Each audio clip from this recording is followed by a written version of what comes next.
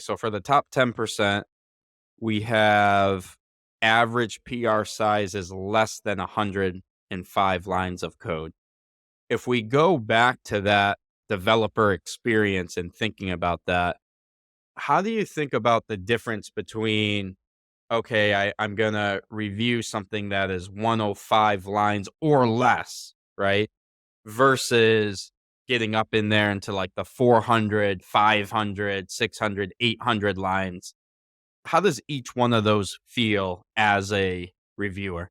Well, there's the sort of what you might theorize, but then there's the practical reality as well. And the practical reality is a massive PR is probably not getting the attention that it needs.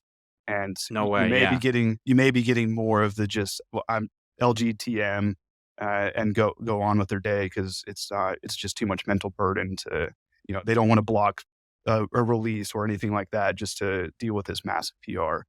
A smaller PR it means you're probably sharing your code with your teammate much more frequently, so people will tend to be more in the loop with each other about the work that's happening in the moment, plus the obvious benefit of just not having to read a book to get through a single code review. Yeah.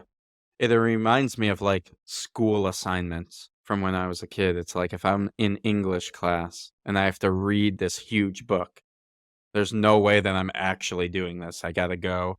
Well, I'll like date myself. You remember Cliff Notes? Oh, yeah. Cliff That's Notes what I were was awesome. thinking Yeah. about. Gotta buy Cliff Notes because I can't actually read this huge book. But if you're telling me, hey, I want you to go like I went to school in like the night like late 90s. Okay, go read like a small internet article and like tell me what you think about it. Yeah, I can do that.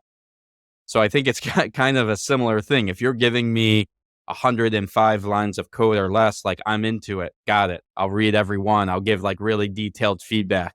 I'll block off, like a half an hour or less of my time. I'll still get my own work done. If you're coming at me with like 400, 500, 600 lines of code, I'm giving a cursory review at best. And I'm really thinking to myself, like, what the fuck is going on here? Like, I can't like comprehend all of this. So I think everyone that's listening to this pod, it's not just about how quickly you can deliver work, I mean, it is about that, but it's not only that. It's like, what experience are you giving to your developers in your engineering org? Because that matters. It's like highly competitive market right now.